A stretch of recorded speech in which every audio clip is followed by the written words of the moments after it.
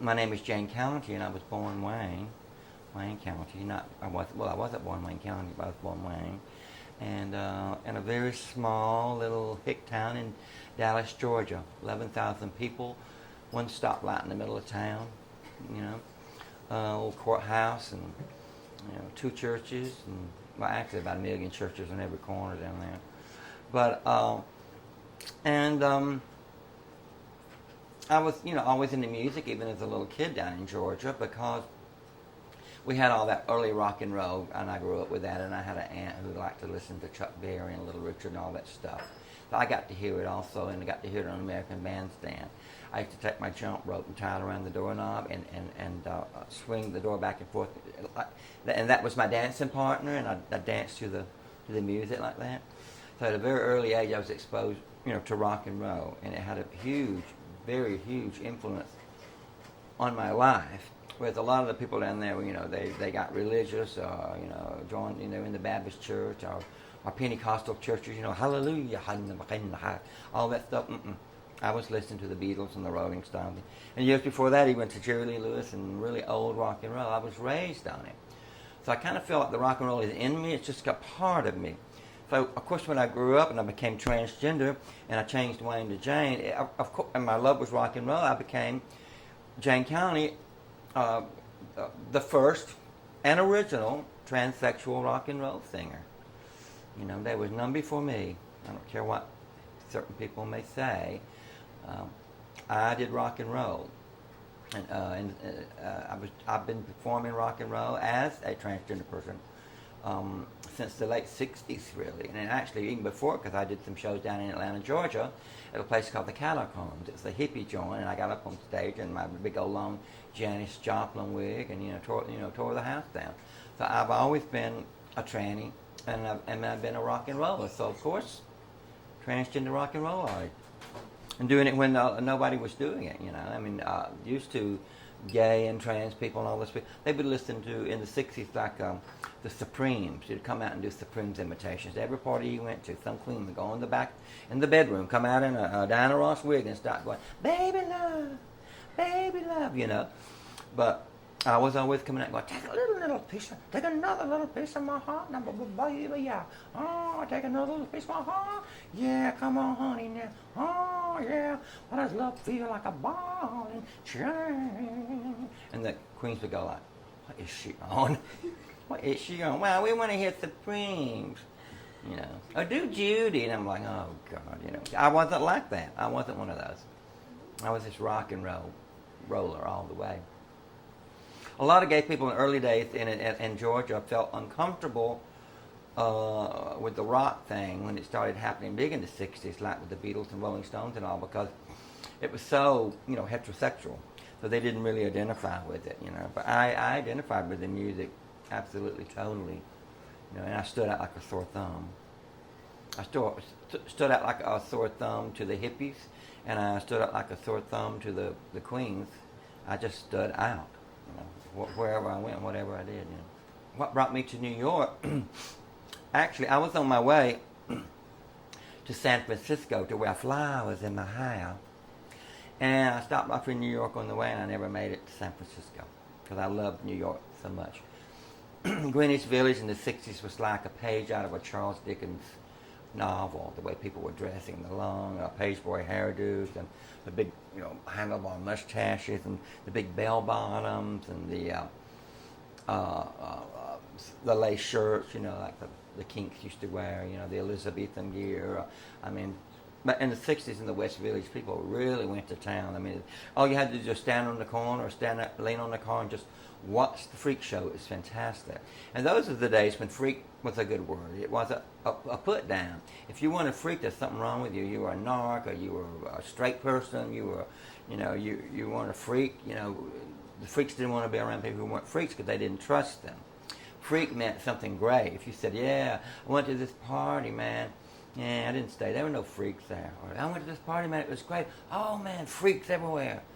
It was freak was a great word back then. 1967, the first time. Then I went back home again briefly and came back again in 1968. but 67, on my way, and I never made it to San Francisco. And I had to go back home for a little while. And came back again in 68. And I will always remember that because that was the year of the Chicago riots, and that made a dent on everybody. I was always, I wasn't what you would term a hippie in the way that like a brown rice type of peasant wearing, skirt wearing hippie. I was more the, I don't know, for want of a better word, more of a revolutionary type. I was even different in the hippie world. I just didn't fit in anywhere. Square peg, And so I had to just create my own thing. And that's what I did. Created my own trip, my own rock and roll illusion, my own rock and roll reality, or whatever you want to call it. Well, I didn't fit in anywhere. I had to create something for myself. If I'd have stayed in New York, if I'd have stayed in Atlanta, because a couple of days before I left for New York, I was walking down the street with some friends, and this truck full of rednecks come driving by, and they shot at us, and we could hear the bullets flying past our ear. And it's very strange to hear bullets going past your ear because it makes a noise. It's like, whizzing past your ear. And I to this day don't know if they were aiming at me to kill me. They probably were. They had the guns in the windows, and they would go down to this so-called hippie section, but just so happened that the hippie section was right down in the middle of the gay section. So there was in Atlanta, a real crisscross of gay people and hippies. And then a strange hybrid kind of developed, because it also was where there was like an art house down there with beatniks and things. And for Atlanta, that was really, in the 60s, that was really progressive.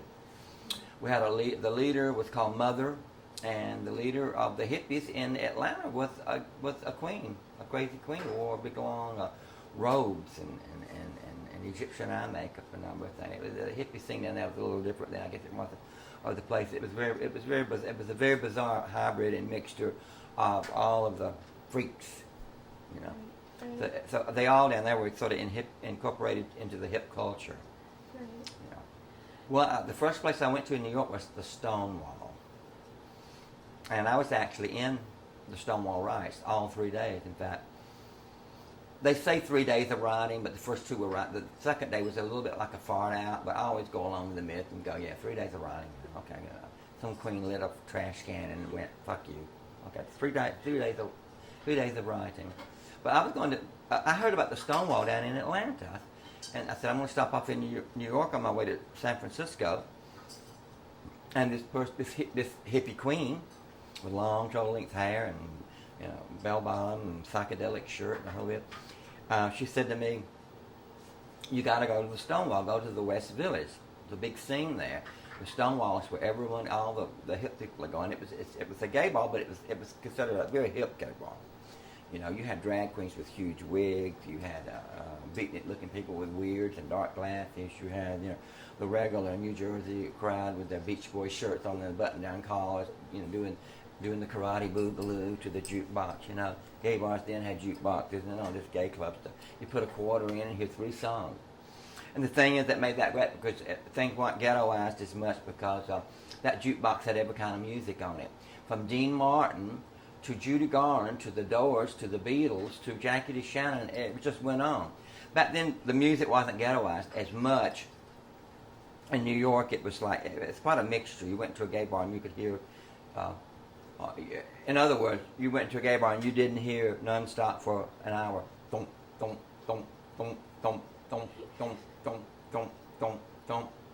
They actually played, music that had songs like, the Supremes and Rolling Stones, and any of the top 40 hits would be on there, Barbra Streisand's People would come on, people would go slow, and then Hello, I Love You by the Doors would come on. Now, going like this. Doing that dance they all used to do back then. It's called the karate boogaloo. Boogaloo was really big.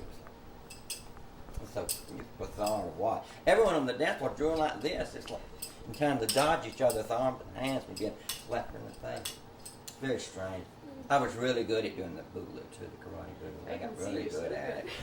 There was all kind of music on that jukebox. Yeah. People didn't go to one club to hear that kind of music, and another club to hear that kind of music, and another club to hear that kind of music. You could hear any kind of music. Yeah. I liked it like that. People just sort of becoming like, you always heard, I guess, birds of a feather. They just wanted to flock together.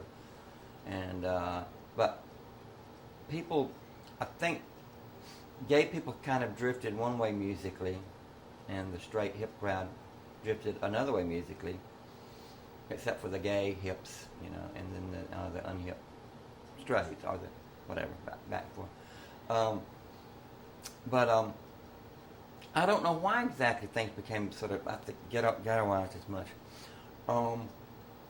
There were a lot of clubs in New York that were really mixed too. I mean, you could go to places and they were just mixed. You had every kind of person there. It wasn't like that's a black club and that's a soul club and that's a rock club and we're going to go to the folk rock club and except I mean you had these folk rock performing places before, but when you had club, people going to hang out somewhere, you got all kinds of people. There was a bar called the Sewer. It was eventually raided by the police, and it had every kind of person there. Drag queens to office workers to anything.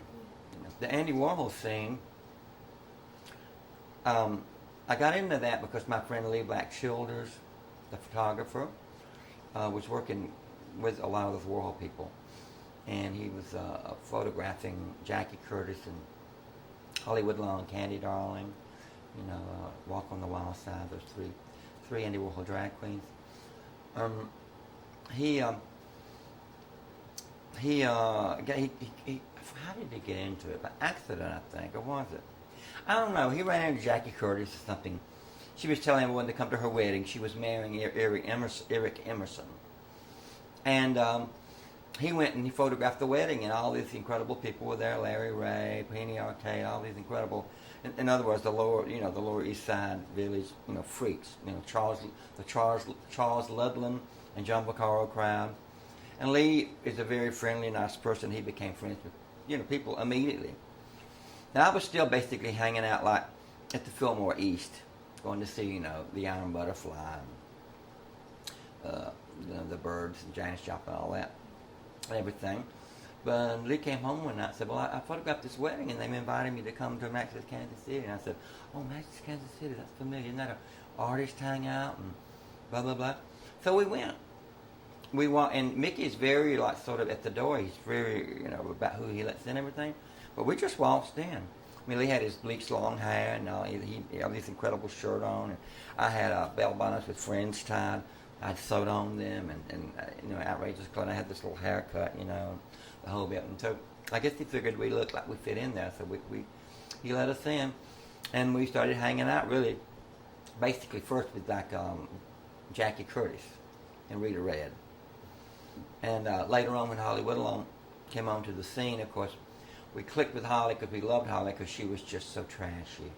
And we found that so amusing, particularly as Southern people. She was like trailer trash without the trailer. And it was fabulous. Holly, she's got a great heart. She does her trashiness in such a great way, entertaining way. And that's, of course, why Andy put her in the movie Trash, and actually called the movie Trash. Jackie Curtis and Candy Darling were upset. They were beside themselves because, oh no, here comes another tranny on the scene, taking the light away from us. Because up until then it had been, earlier it was Mario Montez when he ate the banana, of course. But, okay, you want to grab the phone? Darn it. Yeah, Lee and I started hanging out at Max's, and Lee Childers is the person that got me, going there. Right. It's Lee being a photographer, and he loved, and the people being so colorful, he was drawn to it immediately. And I was a creative type myself, and so I was really immediately drawn to the people, particularly Jackie Curtis. And Jackie was working on a play. She just finished Heaven Grant in Amber Orbit, and she she quit the play because she had a run-in with John Vaccaro, and she was hiding out at Ruby Lynn Rayner's house for a while, and Vaccaro found out, and the story goes that when Jackie was out, he got into Ruby's apartment somehow. He took a knife and slashed up all her dresses, But John denied doing that. He said, I didn't have to slash up Jackie's dresses because they were all in rags anyway. She wore rags, dresses with no hem on them and holes in her stockings, no eyebrow. She was very, very, very ahead of herself. Very, very ahead, Jackie goes. And Jackie asked Leah if she could come and hide out at our apartment. So we let her. So Jackie moved in. Of course, with Jackie came Rita Red. Rita Red was kind of like Jackie's little Toto. Followed her around. Carried all her bags for her and stuff like that. Jackie always needed someone around her that would do for her. That would pick up after her, carry her bag for her, go leave a message with someone. She needed that. She needed that kind of looking after. Right.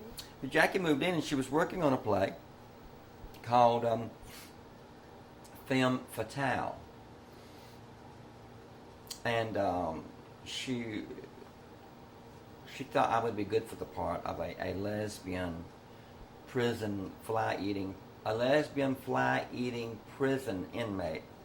And the play was about women's prison. And this was way before that Divine thing happened, It was called Femme Fatale. Tony Ingrassia directed it. And Patti Smith was in it. She played an Italian mafia guy with a big, huge phallic, big cock like that. She was always waving it. Hey, come here. I'm gonna fuck you. I wanna fuck you. This is Patti Smith doing that. It's hysterical. And Jerry Miller was in that. No, was Jerry in that? I'm getting mixed up now. That's who Oh, Penny Arcade was in it. She was great in it. I was in it. Jamie DiCarlo. I mean, a lot of people from the Playhouse of the Ridiculous were in it, but it actually was not a Playhouse of the Ridiculous production. It was a Tony Ingrassia production. And Tony Ingrassia had worked for John Vaccaro and for Charles Ludlam. He was well established in that scene, but he wanted to branch out and do his own plays. So he did Jackie's play, Femme Fatale, because John Vaccaro wouldn't do it anyway because Jackie and John had a big falling out. And so it was a big hit. The play was a hit. And from then on, I wrote a play called World, the Birth of a Nation, the Castration of Man, which Andy saw and loved the direction of it and everything. He thought it was hysterical. I remember seeing him laughing so hard he was jumping out of his seat at one of the scenes we had. It was an orgy scene, but it was not for real orgy. It was just it was really funny. It was just a goofy, woman, people licking dildos and going, fuck me, baby, yes, all night, take your cock and put it up my pussy, It was just like hysterically funny. I mean, to me, I wrote World kind of as a goof, a tongue-in-cheek goof on sex. It was like it was sexual geography, because all the characters in it were highly sexual and doing awful sexual things all the time. But they all had names like Christopher Columbus, Ponce de Leon, names of Florence Nightingale, people out of history, and the Village Voice even said it was like, they called it sexual geography. I thought that was amazing, They gave it a rave review. They loved it. It's funny, the Village Voice gave it a review as if they really understood the play, but I wrote the play so that it couldn't be understood. It was totally ununderstandable.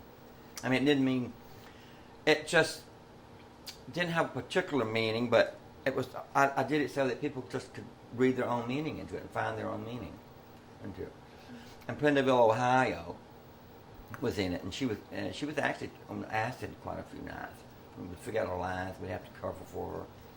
Prindleville, Ohio, she's in Andy Warhol's Bad. She's the black girl with the blonde wig on.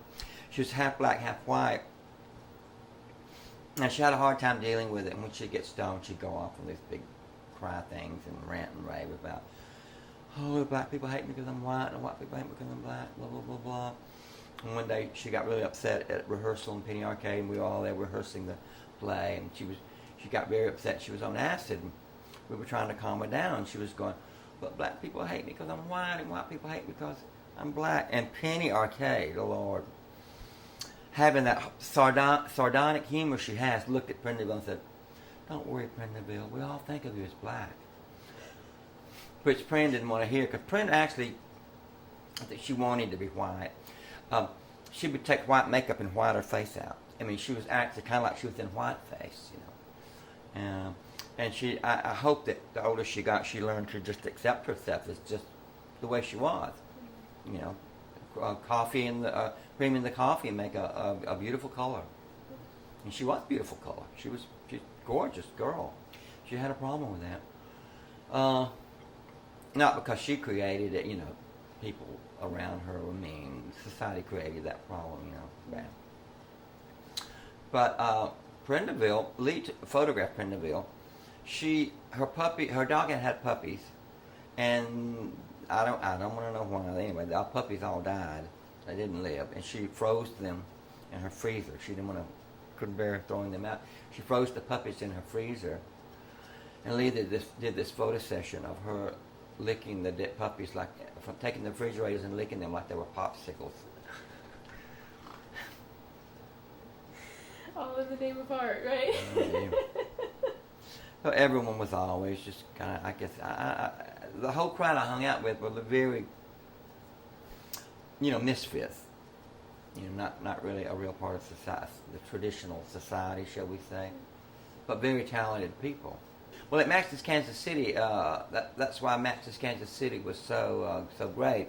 Is all kinds of different artists did go there and mix there. You know, I mean, everything from, you know, painters to sculptures to underground playwrights to music people. It only quite a few years later turned into more of a music place. So, you know, with all the bands and all. But it originally was not like that. They had a band every once in a while, but it'd be like Lou Reed or something like that, but it wasn't really based around music and the bands and all. It was still an artist hangout. But later on it developed. I mean, the music scene people just invaded the place, which was okay because it was a different thing. The old art side of it was kind of fading anyway, and we needed and these new kids, this new blood came in, and, you know, with all the rock and roll stuff, and because they started coming in there because they heard that, you know, Janis Joplin had been here. Or Jim Marston was hanging out in the back room. I mean, that would make anyone want to come into a place and hang out. You get to see Jim Marston, or see Ringo Starr, or Mick Jagger, or, you know, the list goes on. I mean, you couldn't make a list of the people who came in and out of those doors because, I mean, anyone went through those doors at one time or another. Mark Bolan, it just goes on. The list goes on. Lee Raswell. I mean, rich people too, like really rich people. The Gettys, they would come in and hang out with the lowlifes and the freaks, and that's what was great about Max's. You had every step on the ladder represented from the top of the ladder to the lowest. The music thing. I mean, I grew up, you know, with music when I was a kid. I loved the rock and roll and all that stuff, but and I was surrounded by that, and I was surrounded by, you know, a lot of old-fashioned gospel music too, which I love. Because when I was a little kid, just a little tiny kid, I mean, maybe 2 or 3 or 4 or 5, something like that, I would come stand in the middle of the room when we had company, and I'd sing an old gospel song, something like that. One of my favorites to sing was "I'm going to build me a mansion in the corner of Glory Land." You know, I'm going to build me a mansion in the corner of Glory Land, and "Sweet by and by," and I go, "In the sweet by and by, we shall meet on that booty for sure." Everyone loved it, you know, the neighbors and everything would come. And another thing I would do, though, I loved to, it was very bizarre. I just might come out of the room singing in old pair of shorts. I might come out and sing dragging one of my grandmother's dresses behind me. It was like that, too. I always put my grandmother's dresses on. And no one thought anything about it. And the neighbors used to always dress me up. They thought I was so cute. And we'd go around to the houses and stuff, you know. No big thing back then.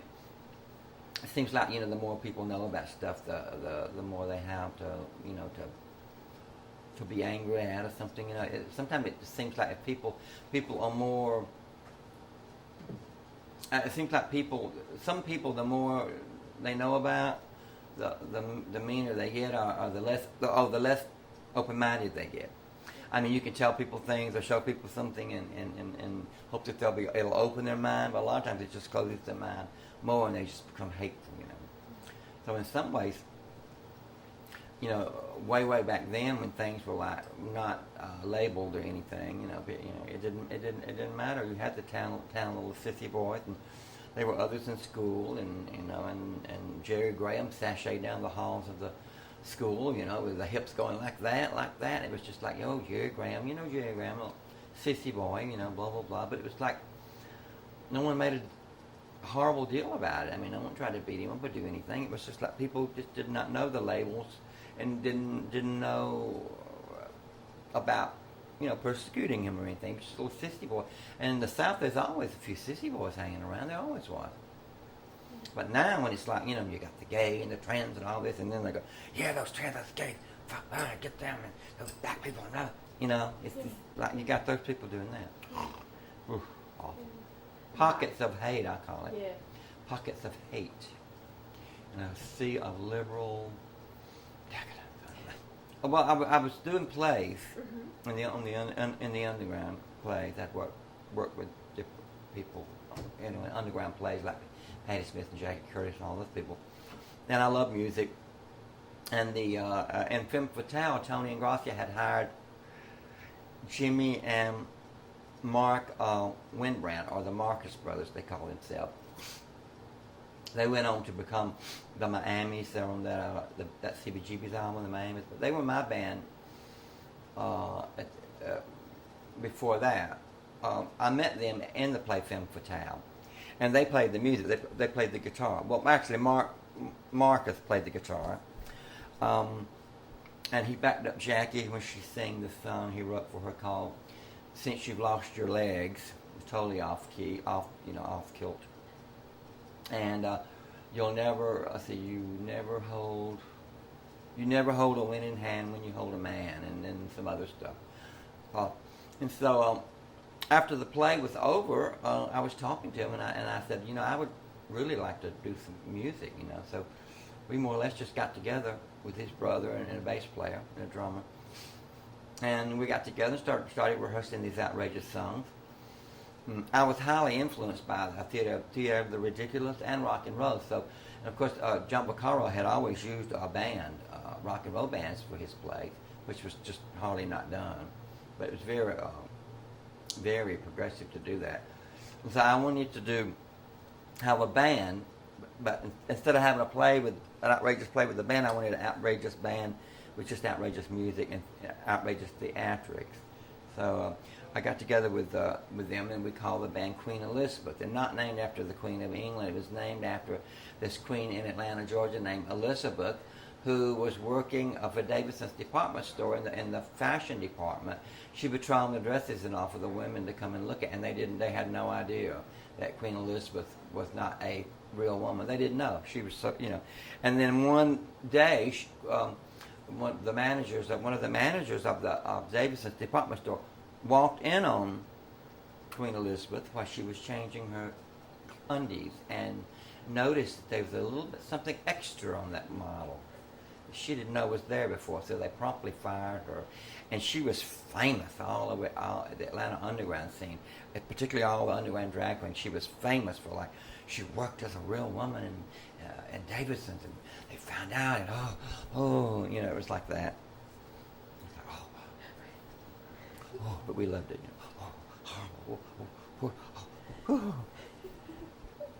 Titillating for us. Yes, of course. It was something. It was a story. And I named my band after her. I don't know what happened to Queen Elizabeth. I wish I knew what happened to her. She had a bad habit of swishing down the street and causing all sorts of trouble. You know, and we had to know how to run real fast back then. Especially in Atlanta. In Atlanta, we had to run real fast. Oh, we played, Queen Elizabeth played the Mercer Arts Center. And we were part of that glam scene at Mercer Arts Center, which included the New York Dolls, Teenage Lust, Harlots of 42nd Street, Ruby and the Rednecks, and Suicide. And there was a whole scene developing, you know, out of the Mercer Arts Center, big thing. And it was making news, and people were saying it was like the new Liverpool and all this kind of stuff. and it was kind of exciting. People were actually paying attention to, the music going on in New York. Of course, a lot of people were just going, oh, it's just a freak show, not about the music. I mean, blah blah blah. You always have those people. And it was an amazing place. They were like all these different band rooms. You could go and see. There could be a band playing in the room at one time in every room. Just amazing on their nights. They'd have all these nights with all these bands playing, and people would come down and dance, and the Dolls would be playing, and the Dolls audience would started all of a sudden to look more outrageous than they did. They attracted just, it was freak time, freak show time. It was a time for all the freaks just to get together and let it used to just put on your freakiest gear and makeup and craziness and feathers and just, freak out,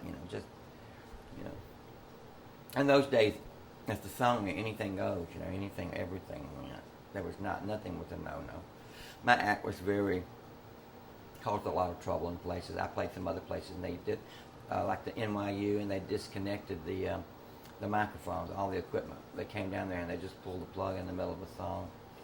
Of course, I was singing a song called "It Takes a Man Like Me to Find a Woman Like Me," and I was sitting on a toilet fucking myself with a double pronged black dildo. That might be the reason they unplugged us. I can't imagine. But the idea was to see how far I could go, see how much I could shock people, because I'd always, when I was in Atlanta, Georgia, I was a screaming queen, and I would shock people. I'd run into the bathrooms and scream, "Ow, look at his cock is big," and the men would all zip up just to freak people out. We did awful stuff. We would it was called wrecking. We would get in cars or walk down the street, just wreck people's minds. We wrecked those straight people. We walked across the red light and we were swishing and throwing our teeth combs in the air and screaming about our husbands. And the people in the car were going, "Oh, shock," and covering their children's faces. Don't look at those perverts. And we loved every damn minute of it, shocking those people. And then when I got my band, all I wanted to do was shock people. Then I wrote these outlandish, outrageous songs. One song called "Dead Hot Mama," and I had sex with a silver statue. I took it out of the casket and had sex with it. It was supposed to be my mother. But the thing is, the song wasn't really about this. The song was about, let me get this straight. This little boy and his mother, the son and mother, the mother, what happened now? The mother died. Oh, the daddy had abused them both, and the little boy killed the father. And the father's ghost came back and took possession of the mother's body in order to drive, and then she committed suicide, and they buried her. And to break, and the father's ghost was coming back to haunt the son, and to make the ghost finally go away and leave him alone, he had to dig up his mother's body and have sex with it, and that would only break the curse. Well, as you could see, these songs weren't exactly top 40 material back then. It was really underground.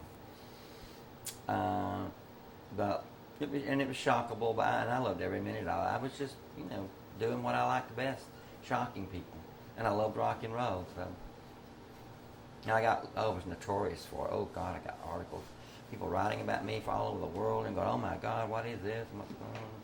People were shocked. They couldn't conceive that someone would actually have the nerve to get up on stage and do something like that. And that's what I was trying to achieve, is to get that kind of reaction. I succeeded. But on the other hand, though, it totally alienated the recording industry from me. They were scared shitless of me. And it was years and years and years before I finally recorded. When I recorded a lot of great songs that were written years before. Like, "Man Enough to Be a Woman" didn't even come out till 77, but I'd written that in 73, 74, yeah. 74, and got the idea for that, sitting at a booth with at Max's with Joe Bryant, who was always saying that. That was an old sort of Southern Queen saying that I'd heard down south. The man said, "Why don't you," this man's got the nerve to say to me, "You should be a man, you queer," or something like that. And they go, "I am a man, and I'm more of a man you'll ever get, one of a woman you'll ever fuck. I am a man, honey, man enough to be a woman." So I decided to write a song, "Man Enough to Be a Woman." I told Joe Bryant that I'm writing a song. man enough to be a woman. He said, great, oh, that's fabulous. He said, I could have wrote that song. I said, well, you did in a way. I mean, we said, you know. He really gave me the idea to record it as a song. But, you know, I mean, I knew the expression, but he gave me the idea. And he was recording stuff as well, but his stuff was a little more subtle than mine, so he wouldn't, you know, he kind of gave me that idea. Well, that's his blessing. You know. Well, after I broke up with Queen Elizabeth, well, I had some bad experiences with David Bowie's organization, Main Man. Basically, they signed me. Make a long story short, they signed me, and I did all these demos for them, and they sent them to David because David said he wanted to produce me, and he loved my songs. You know, I sent him Wonder Woman, a song called Queen Age Baby, Max's Kansas City, Are Your Boy, Are Your Girl, all these things. And basically, to make a long story short, he didn't produce my record. He was just asking for more demos, and all of a sudden, his new record, his Diamond Dogs, came out, and they were all my ideas. And I was infuriated, and he took my song Queen Age Baby and changed it to Rebel Rebel, and I never got any credit. So I don't have any fond memories about Main Man and David Bowie. You know, I'm like, you motherfucker. And David hates me now because I tell people that. And it makes David seem to be like a, vampire, like a thief. Which he was. Sorry, he was. He stole from everybody. I mean, it's okay to steal from people who say, I love this, can I steal this from you? I'll give you credit, I'll put your name down. But he didn't do that. He would take the stuff and then want everyone to believe he came up with the idea. But he didn't come up with any of those ideas. He didn't come up with Ziggy Stardust. He didn't come up with shaving his eyebrows. He was told to do that, and he thought we were crazy. Painting his nails, all that shit. He hired all the cast from Andy Warhol Sport, me, Tony Zanetta, Cherry Vanilla. He hired all these New York freaks to work for him and to make him into a freak. But now he talks about us like we're dirt, and doesn't want to know anything about us. And if you bring up like everybody's names, like that used to work for him, like me or Cherry Vanilla, he will pretend like he doesn't know who we are. Who? Oh, I only met that person twice. Yeah. It infuriates me. I don't want to get off on that, but it was a totally horrible experience. They kept me on money, Main Man did. They gave me money in an expense account and kept me drunk and happy. And they put me in the studio to keep recording, and basically I had been used. So after Main Man, I finally got away from Main Man, but I had this horrible contract, and like the KISS people wanted to work with me, but they wouldn't because Tony DeFreeze, he didn't let me out of the contract. He just put me on a suspended, what do you call it? Suspension. Because the Main Man contracts were like the old Hollywood contracts. And they had a suspension clause where they could suspend you, but you were still signed for them, which meant you couldn't work for anyone else. Nasty. And they also suspended me 2 days before Christmas. And I had to let it get out of the apartment and everything. It was a horrible experience. It really did me dirty. But anyway, so I went on and I decided I would, form another band, and I called that band the Backstreet Boys. And I got the name Backstreet Boys because one of my favorite movies is Backstreet with Susan Hayward, and the Backstreet Boys. And that band went on to become really huge. I guess you know who the Backstreet Boys are. Not the same band. I love it. Then the Backstreet, they're not that big anymore, but I love it when the fans of the Backstreet Boys, the modern day ones, would go to the internet and type in Backstreet Boys, and then my picture and my band would come up, and they'd have to, it's like, ha revelation here. Exactly. Ooh. Yeah, the Backstreet Boys, and we got a lot of notoriety. We played Max's Kansas City a lot. We got gigs in out of state, New Jersey and Long Island, and we played Boston a lot. The Rat Club in Boston, we played a lot with Willie Boom Boom Alexander and a lot of the Boston and the Dead Boys in Boston. But eventually the Backstreet Boys broke up too, and then that's when I fled to London and formed the Electric Chairs around 1976. Yeah. And played the Roxy in London. I played the first 100 days of the Roxy in London. That was a big I was part of that scene as well as the New York scene, which you wouldn't know because you wouldn't know. I mean, some people, it's weird because some I don't understand it. Some people, I get really my credit and my mention in certain magazines or books and things, and then other people will write about the scene and I'm not even mentioned at all, as if I didn't even exist, as if I wasn't even there, because I wasn't, I didn't do anything really very, very commercial like some of the other bands, like Blondie or Patty or the Ramones, but I was an intricate part of that scene, like very early, before even the other bands came onto the scene, and so it often puzzles me. I mean, why? I mean, I helped create that scene. Why do they want to leave me out? Just talk about Blondie and the Ramones and television, and then there were other bands around me too, like Ruby and all. We helped create a whole thing, and we don't even get mentioned. It pisses me off, I have to say. I'm not going to say. I could say, oh, it doesn't bother me. I mean, Keith the Rock, but it does bother me. It pisses me fucking off. So. What was it like to perform on stage? Well,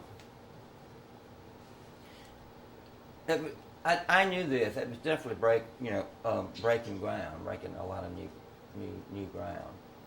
The whole gender bender thing and combining the sexes and talking and singing about taboo subjects. It was definitely breaking new ground. I mean, there was nothing.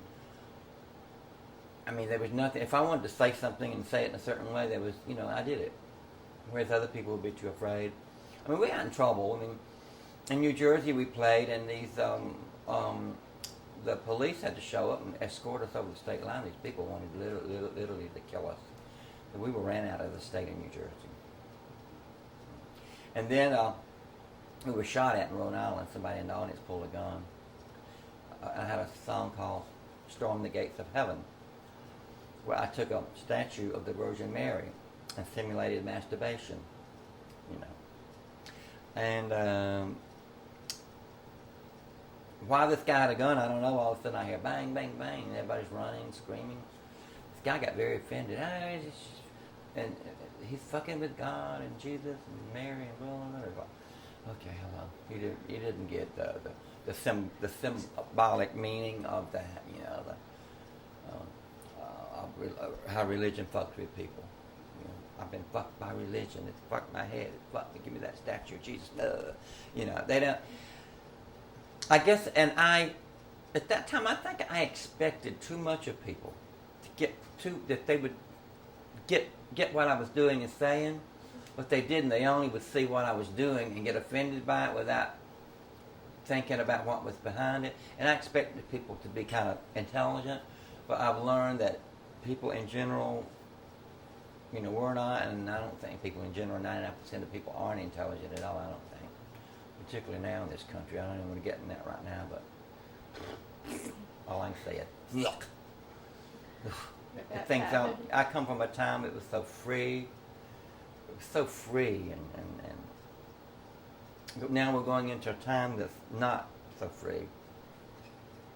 And it not only scares me, it's like, it hurts because it was just watching us dragged back into like sort of darkness, dragged back, to the mid-ages or something. I mean, instead of progressing forward from this point, decided to come backwards. It's very upsetting to me, particularly as someone who has fought all their lives to bring people to a progressive point. I fought all my lives for certain kinds of freedoms and things, and now it's like you can't do nothing. You can't go to the toilet without a license or passing a law or an amendment trying to amend or take out an amendment of the Constitution. You got to use this kind of toilet paper, blah blah blah. I had this song called "Shit," which was about. It's called Shit. It was about how people like the Queen and religious people and the hierarchy of society, we all are equal when we walk into the toilet and have to sit down, and that shit has to come out. There's no prettying that up. This Queen don't shit gold or silver or flowers. She shits shit. And everyone does. I mean, to me, everyone is humbled down to the same humbled to be and absolutely equal when they have to sit down and take a shit. I really do. That's what the song illustrated. But of course, people just started just saying shit, just to say shit, But once again, the meaning of the song was lost because people just didn't, get it. It went over their heads. In other words, they couldn't see past someone singing a song called "Shit" and sitting on a toilet. They couldn't see past that. They just saw the image, and they couldn't get past that. You see, they listened to the lyrics of what it was really about. So I was really having a fight on my hands to try to, really doing all this stuff. It's quite a fight on my hands to get it out there and everything. I still never really succeeded to get it all out there. And now, well, forget it. I mean, I could never. I mean, I wouldn't even do it now anyway. But I mean, I still perform. I perform all over the world. I'm going to Scandinavia, going to Prague. I'm touring Europe again. We're going to be recording again. Blah blah blah. But I wouldn't go back to the days of like dragging a toilet on stage and simulating the shit and throwing dog food to audience because you know what? They'd just be too stupid to get it. And why do it? I just not gonna bother. I just come out and I give them an outrageous show. I talk and get political comment and I do songs and my own interpretation of some covers, but a lot of my original material. And I'm a bit of a comedian. People love it because I make them laugh and everything. I'm very clever like that with the comebacks and all. And I give them a good rocking show. That's really important. The music has to stand up, and I have a new band. It's the New Electric Chairs, and they're fantastic. And it's really good. It stands up. I played the Vincent Gallows, Vincent Gallows,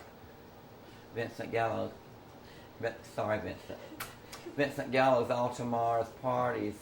Well, actually, Vincent was really nice to me. I can't say anything, but he has a bad reputation as being like Ted Nugent, being a right-wing nut, But I have to say he treated me well.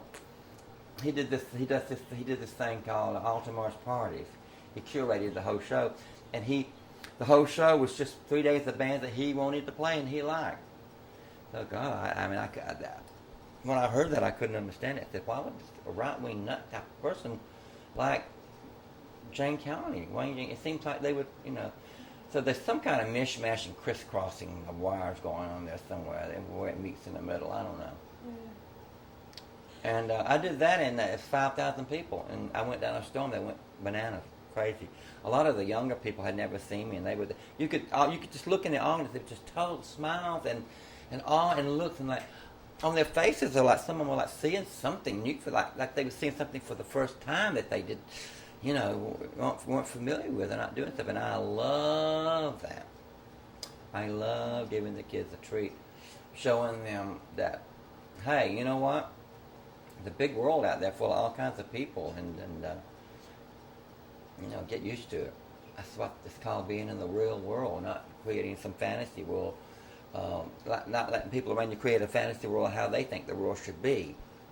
People have an idea of what the world is like, which doesn't include the real people that's really living in the world. It's got their own little watered-down, dogmatic version. And my problem with Christianity is, or with any major religion, is they, instead of accepting the world as it is, they want the world to be the way they think it should be. And that's not going to happen unless you want to incinerate millions of people you don't like. And we've had people try to do that before. It's bad. You just accept the world as it is around you, and you'll be a lot better off. Well, back then, New York was in a renaissance. It was like having a period. To me, I've always said that New York in the 70s was like, Berlin in the 30s, or Paris in the 20s, or London in the 60s. It was New York's time of all those things happening, and New York was like having a renaissance. It was incredible. It was open city, and it was free. Anything went, And, sometimes people did go to access, and unfortunately had to die. And when you abuse drugs, they will abuse you. But some people, overdid it, unfortunately. But somehow I made it through. I don't know how. Some kind of angel looking after me inside or something, or I've always had. This isn't a brag, but I've always had this ability to look at something and know when to pull back. when to know when it's going to get too dangerous, to know when it's going to might be harmful for me. I have this knack, and I think that's kept me alive all these years. Survivor instinct. I really do. Survivor instinct. Definitely. That's why I'm sitting here now. Studios, recording studios were quite different back then. It was we didn't have all these gadgets and buttons to push that would just make something sound good by pushing the button. A lot of times people even recorded just kind of live in the studio,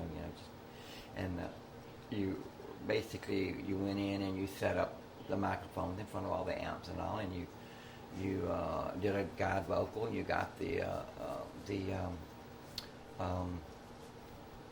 got the band down, a good tight sound, and then you went back and overdubbed the vocal if you had it to. But it was more realer now. But you got everything now, and everything now comes out. It can come out.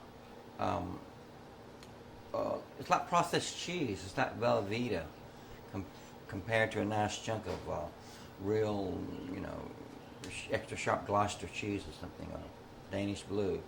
Velveeta. The studios now just filter everything out, and everything sounds so overproduced and not real. And they can take one line from a song you sang at the beginning of it and just push a button and make it and put it in another part of the song. Whereas back then we had to sing it at the right time and come in at the right time and do all that stuff. But now they just push buttons and rearrange everything, and now they have a song. A lot of times the drums aren't even real drums, and they don't sound like real drums. It just sounds like some kind of machine making the music. I'm not saying that good stuff can't be produced that way, because it has, but the majority of the stuff, I think, is just overproduced, overprocessed crap. Well, I guess it would have to. To me, a song originates in your head. You have the idea.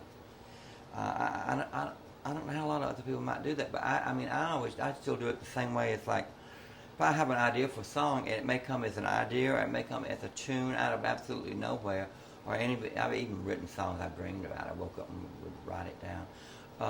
Or find some good lyrics or a good title and build around it. But I have tunes a lot in my head, and I have a tape recorder, and I run the tape recorder and I go da da da da da da da da da da, and I'm hearing the whole arrangement in my head. I'm hearing the guitar and the bass, and I'll go to my tape recorder and I'll go bass. Boom boom boom boom boom boom boom boom boom boom boom boom boom. Guitar down. Drum.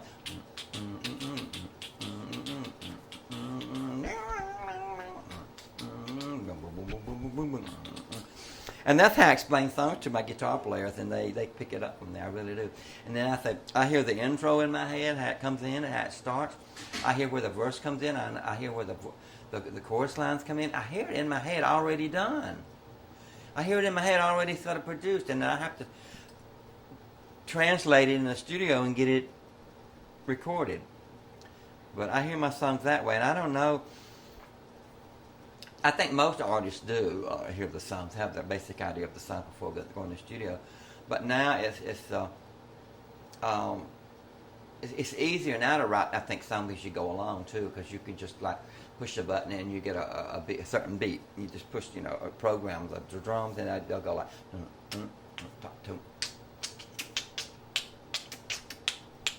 And they say, well, that's a good beat. Let's move something around that, and push.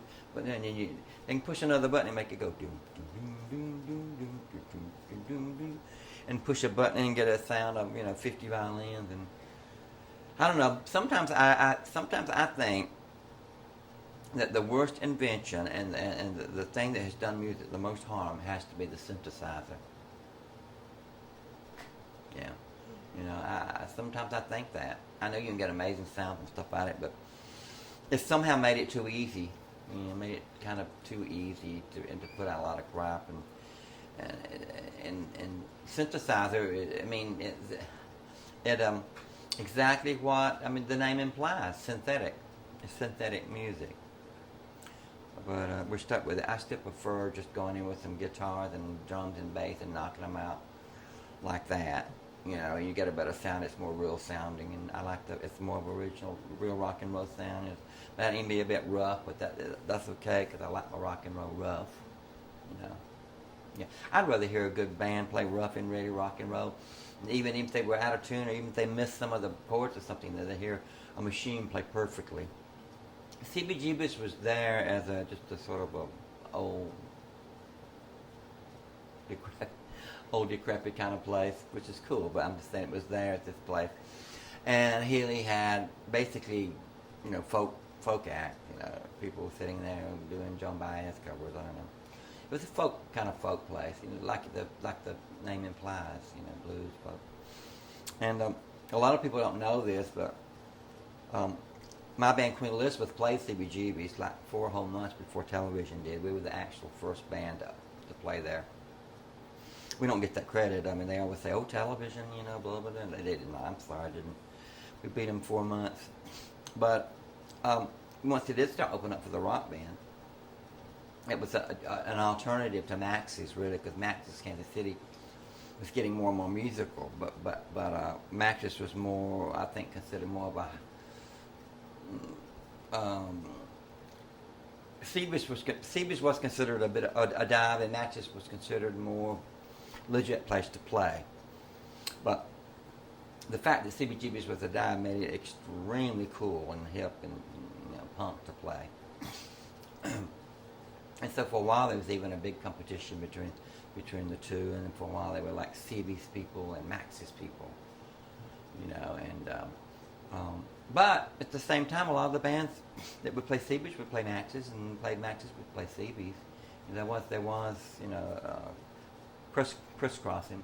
And before CB's came along, though, there was Max's, and for a while there was a short period there. Peter Crowley, who went on to manage Max's, opened up a club called Mothers, and it gave some of the bands, it gave Talking Heads some of their first gigs. The tiny little club, I'd say as big as this living room. And little tables and chairs. Yeah. And then there was Max's and Mothers. When Mothers closed, then it was just Max's again. And maybe they might let you play at Kenny's Castaways uptown or something like that. Or maybe you can get a gig here somewhere, Very hard to do. People didn't know who you were and stuff. Very hard to get a place. So for a while it was just like Max's again. But then when CB's opened up, it was a great, a new place for bands, and CB's just started happening because a lot of the bands that were playing at CB's didn't make it past the Max's sort of, I don't know, whatever, the Max's test, I guess. But there was, but that competition thing between the two didn't develop till a little later on, and then it was like, got to the point where it was like, well, you can't play Max's and CB's within 1 month or 3 months. I think at one time it did get where if you played one of them, you could play the other place for 3 months. Whatever. That's another reason too. I think people started just going to really cheap Irish bars and setting up on the floor. I remember seeing Blondie for the first time way before they got the organ player, Jimmy Destry. It was just guitar, bass, and drums, and they set up literally in the middle of this tiny little Irish bar. They were drunk people going, "Yeah, baby, check it out. Ooh, yeah, talking to themselves, and it was really, really trashy. But it was so much fun to go down there in one of those places and see the band do that. It was so much fun. It was like real. That was real. It was had kind of associated out with that word punk. It was considered, raw and almost homemade brand of rock and roll, and it was real. The bands were really existed. They were really playing around. They didn't just all of a sudden some record company put together a band to make some money for the corporation, for the people. It was a real thing with real people and real music happening. Of course, eventually the recording industry did ruin the whole thing, as they always do. Money always ruins the thing. They want to make money off of people, and so they'll do anything to make you water down or not use that word, or can you not wear that? And they just start, they're paying. It's all of a sudden the band's not the original band anymore. You're not making music for yourself or for people. You're making music for the record company so that they can up their money market. I really get spooked when I watch that movie. What was it? Everybody's talking at me. You don't hear a word I say. What is that movie? Rhinestone Cowboy. Midnight Cowboy. Yeah, Midnight Cowboy. I just watched the movie recently. I can getting senile. Midnight Cowboy, because it was so real. It was so much like the feeling around New York at that time when I came. How everything looked, and the trashiness of 42nd Street, and the downtown thing, and those crazy parties, and the acid parties, it's just that the movie. When I watch it, I'm just like, oh, it's just so real. It's like that movie also, not to get off the track, but that very underrated movie that Oliver Stone did about it was at The Doors. He really did an incredible job. I was there in those scenes, and it was like that. People did talk like that. Hey man, that's groovy. Hey, far out. That's the way it was. He recreated that, like, to the point where I got chills. And that whole scene where they're dealing with the Warhol people and everything was so real. Like that Warhol party was so real. Like I had been through that many times. That movie was really real. But now that I'm off track, what was the question again? Dude, that was pretty much it. What New York felt like in '67, '68, Yeah. and then in '67 also was around. In '68, the hippie movement was in full swing. There were beings in the park, acid parties. I mean, beings in the park were like where people were passing around LSD out of paper bags like candy. People just were passing the bag, and people would reach into a handful of acid. People would trip, and people dancing and looking up at the sky, and going the whole bit. And it was amazing. And then there'd be like be-ins, and people just would show up and be freaky and listen to music and sit in the grass and smoke joints and get stoned and just be in, just go and be there, And it was an exciting time, and because there were those conflicts we had with the police, which made it a little exciting. They'd show up on horses and run you down. Let's get kind of like it is now. And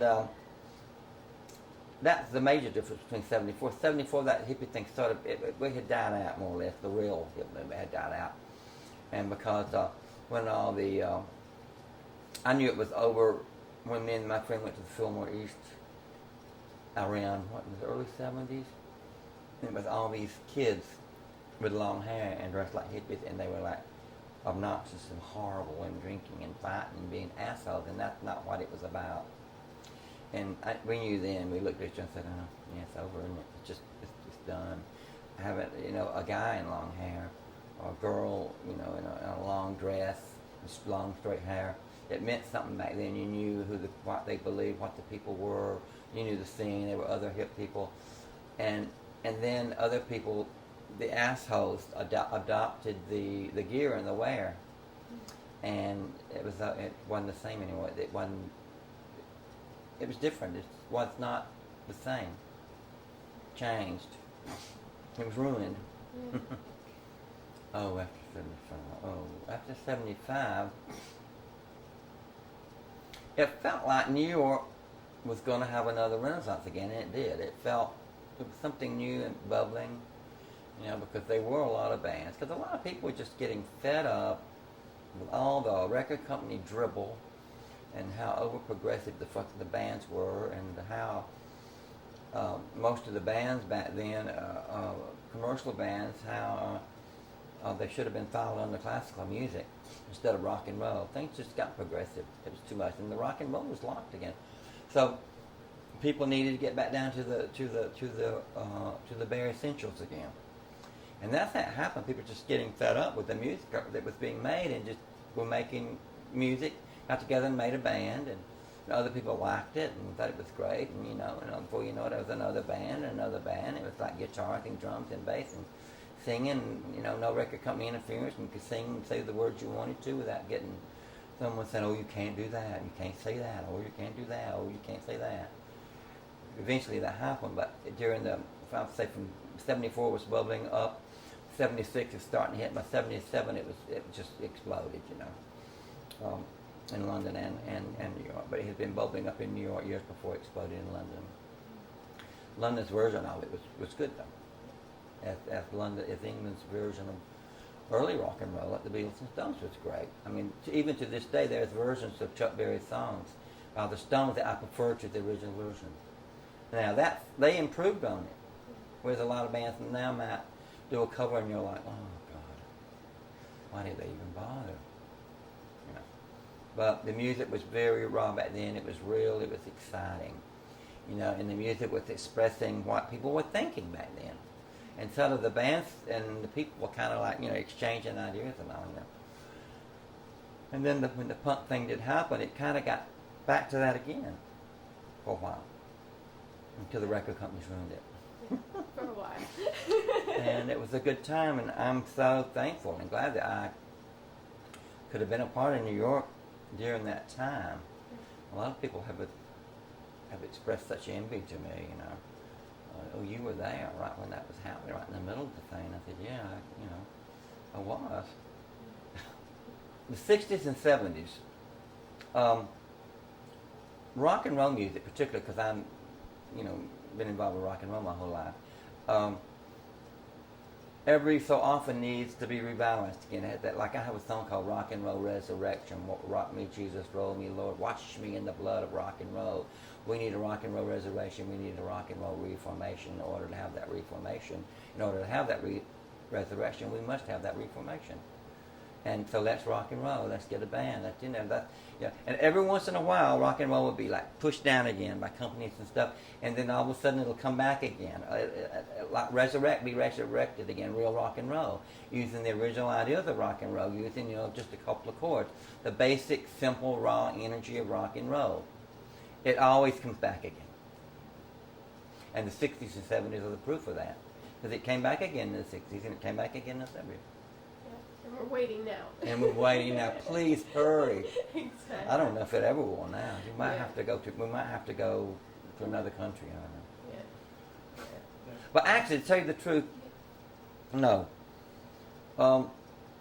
I think we will. I mean, there are a lot of great bands out now, but we do need like kind of more of a movement thing. We had like with the punk, the hippie movement, the glam movement, alternative movement.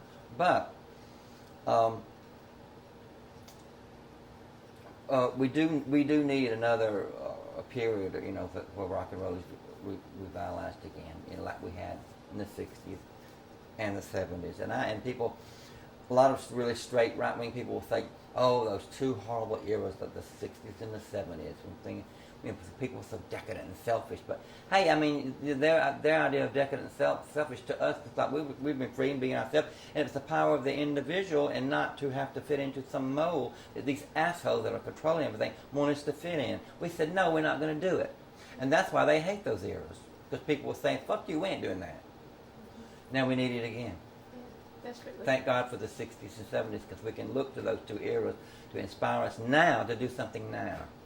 In New York, the theater scene was very, very, very hip, very cool, and the people in the theater scene loved rock and roll, and everything kind of tied in together, I mean, John Vaccaro and Charles Ludlam were basically doing the Rocky Horror Show years before the Rocky Horror Show. You know what I'm saying? Rocky Horror Show was a commercialization of that form of theater.